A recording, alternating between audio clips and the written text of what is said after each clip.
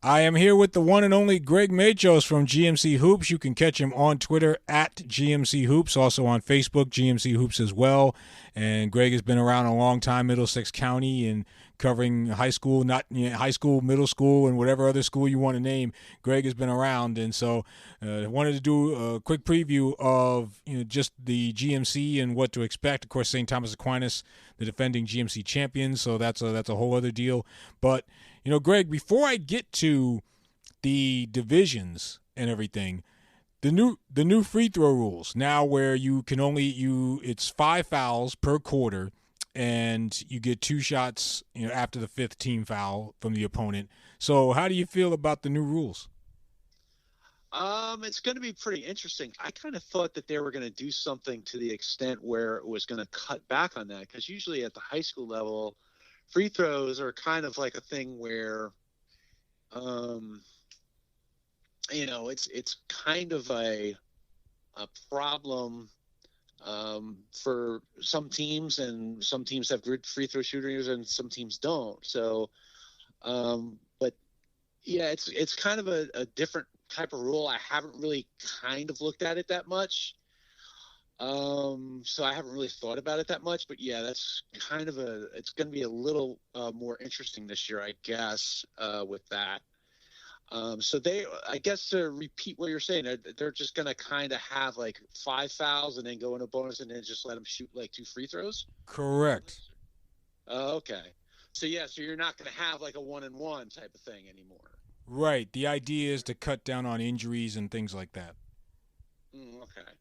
Well, I think if you look at it, the 1-and-1 is also, if you're guaranteeing a guy to shoot 2 foul shots, it kind of eliminates the opportunity for a team to kind of foul and hope he misses the front end of 1-and-1. You get the rebound, you go into the other end and score. So I think that's also a part of it too. Again, like I said, like the free throw shooting is you could look at everything in terms of talent, but that's one area where other teams that aren't as talented can kind of even things out in a way. It's an intangible type of thing, in that you can force teams to go to line, and if they're not very good free throw shooting team, you can take advantage of that, get the rebound, and get an opportunity to score, cut into the lead. So I think by doing that, you're still giving that person an opportunity to at least make one of two from the line, or perhaps make both. But the fact that he's not going to be shooting a front end is just going to make it a lot easier for a team that has that might not be as good a free throw shooting team in terms of with respect to other areas of their game as a team. So that is definitely going to probably help some teams a lot in a way. So that's really my viewpoint on that rule. So it'll be interesting to see how it plays out, especially in the tournaments and everything, this county tournament, state tournament, to see how that plays out in some of the bigger games, especially when you have matchups where this team might be able to pull off an upset if they're able to perform better at the foul line than, say, another team usually. It'll be really interesting to see that. I should also mention that the team fouls will reset after every quarter, so you get a new set of fouls next quarter and such. And it's going to kind of I think it's really an advantage for the teams that have a lot of talent, but not necessarily are great at shooting free throws, as opposed to maybe teams that are of lesser talent, but have better fundamentals in terms of shooting free throws and et cetera. So I think there is a kind of it's a little bit more of a thing that I think favors some teams that aren't as good at free throw shooting. Now, I'll get to the divisions here within the GMC. I'll start in the white division from a North Brunswick perspective. The Raiders, they lose a couple of starters, and so they'll have to fill those holes, and a new head coach with Raheem Byram. So, you've got your contenders, your South Plainfields and your Sayrvilles. So the white division, how much have you had a chance to gaze through it in the preseason? I had looked at them a lot during the summer. We saw Woodbridge play at the Ryder team camp. We saw them play in the Rawway Summer League. We saw Sayreville play at the Made Hoops camp.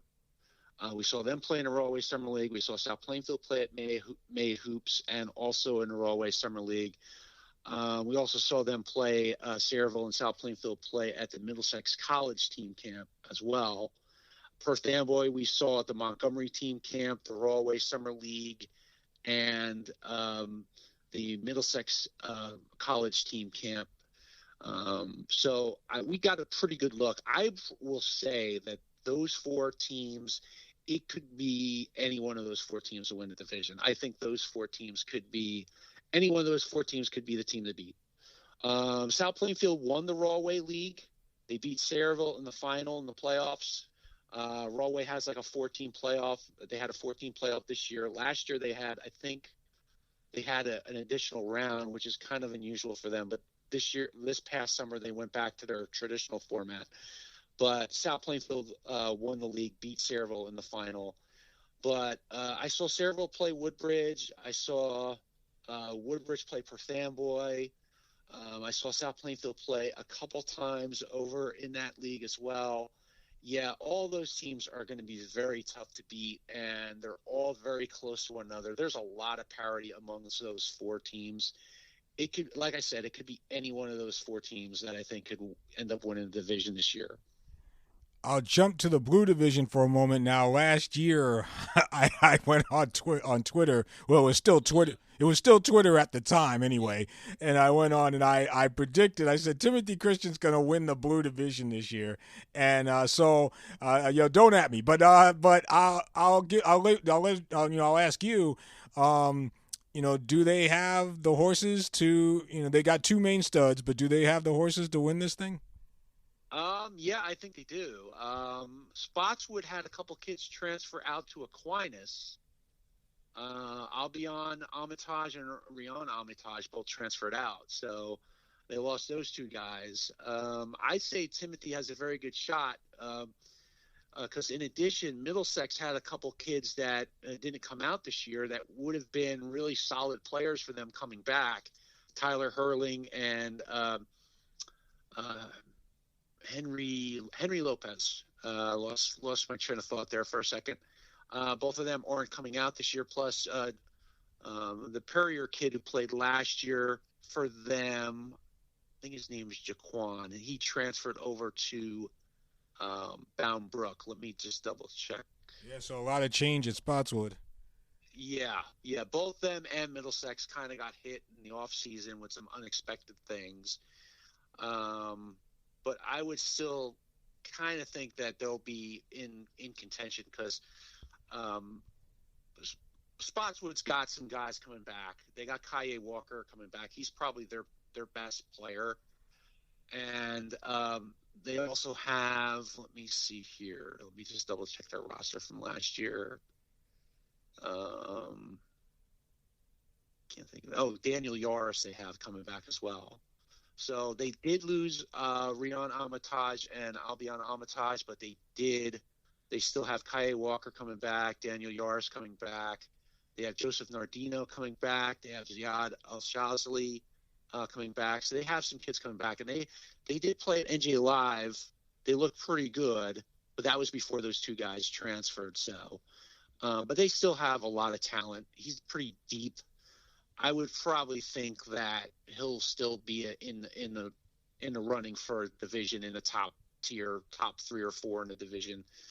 I don't know about Middlesex. I mean, Middlesex does have a couple kids coming back this year in let me see here. Jack Adamski, who's a very good player, came off the bench for them a lot last year, maybe started a little bit. And they also have a pretty good junior in Owen Reynolds, who had older brothers play at Middlesex, and they're going to be on the coaching staff this year. One's going to be the associate head coach, and the other's going to be the JV coach. So, but yeah, I would still think Middlesex will still be a tough team to beat. But obviously, without Tyler Hurling and Henry Lopez, I think they're going to probably not be as much of a contender to win the division. So I think it's really you guys' division for the taking. Kennedy also had a couple of its players. They're going to be out 4 to 6 weeks with injuries.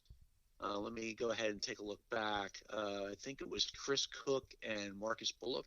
I think those two guys were top players for them coming back from last year. And they played pretty well over in the Odie Pate Summer League at New Brunswick. Yeah, Marcus Bullock and actually Matt Cook. I got mixed up with his older brother, Chris. But Matt Cook, they were both pretty solid players for them last year. They still have Grant Lorenzen coming back. He's a sophomore. Very good shooter. But obviously without those other two, I think they're kind of hurting a little bit as well. And then South River, they lost just about everybody from last year, not just their starting five, but pretty much their whole roster was seniors, or mostly seniors. They lost Lazaro Rodriguez and Roman Santos, their two big guys, and they also lost one of the Grosby brothers. But they still have the younger one coming back. They got Alex Grosby coming back, and they also have like a cousin, I think, Nate Grosby. And they have some other guys coming back. Yeah, Alex Grosby is probably going to be one of the top players in the Blue Division this year. He had a game in the East Brunswick team camp where he scored about 50 points against Metuchen. So he's going to be scoring a lot. Obviously, he's going to try to help get the other kids improve and get better and put them in spots where they're going to be successful. But he is going to be the one guy on South River that you're going to want to watch, regardless of how well they do this year. And then, St. Thomas Aquinas, the defending GMC champions in the red. So is this really there for the taking for them to repeat? They lost a lot of kids from last year. They lost Deuce Jones. He transferred to college, achieved charter down there in Tinton Falls. Dave Boff, who coached over at Roselle Catholic, took the job over there. Jebron Harris, whose older brother Jaquan is at Seton Hall, he's over there as well. He transferred over there. Jaden Kelly transferred to Roselle Catholic. And Samir Thomas had originally transferred to a college achieved charter as well, but he recently transferred over to Patrick School. Nevertheless, they had a solid JV team last year. They only lost one game. It was in the JV final to Colonia. And they have several kids that are on the roster from that team last year, including Jaden Escobar, Zakai Manigo, who's also a football standout. He played defensive back, wide receiver, return punts for them. Gavin Sansone, who's a fine outside shooter. But they also got some kids that transferred in, like I mentioned before, the Armitage brothers from Spotswood. They have Aiden who played at St. John Vianney last year and was playing at NJ Live and Rider team camp with Rutgers Prep. Also, another two kids that I forgot to mention from that JV team last year that are going to be back, Charles Joyce, Keon Kirkwood. They were two other solid players. Charles Joyce was all tournament team selection in the JV tournament last year. They also have the one returning guy that they had from last year. Didn't really play much, but was pretty good at the JV level 2 years ago, is Devon Grant. He's a good football player as well. So, yeah, they have a lot of new guys. They got a kid from Roselle Catholic, Kadar Scott. They got a kid from Greece named Paris Papadatos. And then they got Renelson De Leon. They got two kids, Aiden and Brett Carter, that transferred in from St. Benedict's. And they also have, I think, Gregory Reyes, who played at Hudson Catholic last year. So, yeah, they have a lot of new faces over there. I still think that regardless of the turnover over there, that he's got plenty of talent coming up from the JV level and has a lot of good talent coming in to offset what he lost. Yeah, maybe he'll struggle a little bit. Maybe he'll lose some games that usually in the past he would have won. But I still think at the end of the day, I think they're still good enough to get to the county final, maybe win the whole thing. And then finally, the gold division, it was kind of always the forgotten division, but of course, with you keep a watchful eye on it. So take me through the gold a little bit. I would probably think that division could be pretty wide open this year. South Amboy's got a good group of kids. Highland Park's pretty solid group of kids. They have a very good sophomore class, and they also have several kids coming back from last year's team, which was probably the best team they had in 20 years. Ethan Chen is back. Jaden Guadalupe is back. Marcos Hansulis, who played quarterback on the football team this past fall, he's back. Juwan Keys, who also played football, he's back. So, I think the Highland Park will probably be a pretty good contender. I think the Nellen will be tough. They really improved on the defensive end last year, drew a lot of charges, very tough to play against in terms of how they played defensively last year. Saw them play a little bit over the summer at Bound Brook. They got a pretty solid kid in Ryan Hutchins, who's coming out, who's returning this year. Joel Cruz, Maisa, he's going to be back. Elijah Duplessis, I think, is back. Luke Pedersen is back. Danny Watts played, it was kind of a tweener between the JV and varsity last year. He's got a lot of size. He could be a good player for them. He's going to be back. So, yeah, they're going to be pretty tough. And like I said, South Amboy, they have a pretty good squad this year. They played at the Made Hoops showcase during the summer. They struggled. They didn't win a game, but they have a couple really good players on that team in terms of Gavin Pelkey and let me see, what's the other kid's name? Jake Everly. Those two kids are solid kids. Plus, they had a pretty solid JV team last year. They have a kid that transferred in from East Brunswick Tech, Jake Richard Cavallaro. He's in. They got a freshman in named John Kelly who played pretty well during the summer at the Raritan Bay Summer League. And they got another kid over at Marquez Garner who's going to be back as well. So I think South Amboy, Denellen, East Brunswick Tech's got some kids back. Esteban Atanasio and the Tariq and Tyrese Pompey are back for East Brunswick Magnet. So I would expect them to be in there in the mix too. It was a pretty tough division last year, and I would expect that there's like a good 4 or 5 teams that could be in the running there for that division. He is Greg Machos of GMC Hoops, and again, you can catch him on X at GMC Hoops, also on Facebook, GMC Hoops, and the website is gmchoops.com. And so covering all 4 of the divisions within the Greater Middlesex Conference. So, Greg, as always, it's a pleasure. And, I would just want to add one more thing. Yeah. We talked a little bit about Aquinas in the red division. I would probably think Colonia is a pretty good contender this year to win the county. He's got a lot of kids back, including Aiden Durkak and Jaden Jones and James Curette. And he's got a very solid group of kids coming up from the JV level. They have a very good sophomore class. I think going into the off season and coming into this year, I kind of thought that they might be the top team preseason. So I would think they're going to be in the mix. I kind of figure them and Aquinas in the final. There you go. So St. Thomas and Colonia, that's the Greg Machos prediction. So, Greg, appreciate it as always. And, of course, I'll probably see you throughout the course of the season. Thanks for having me, Corbin. I appreciate it.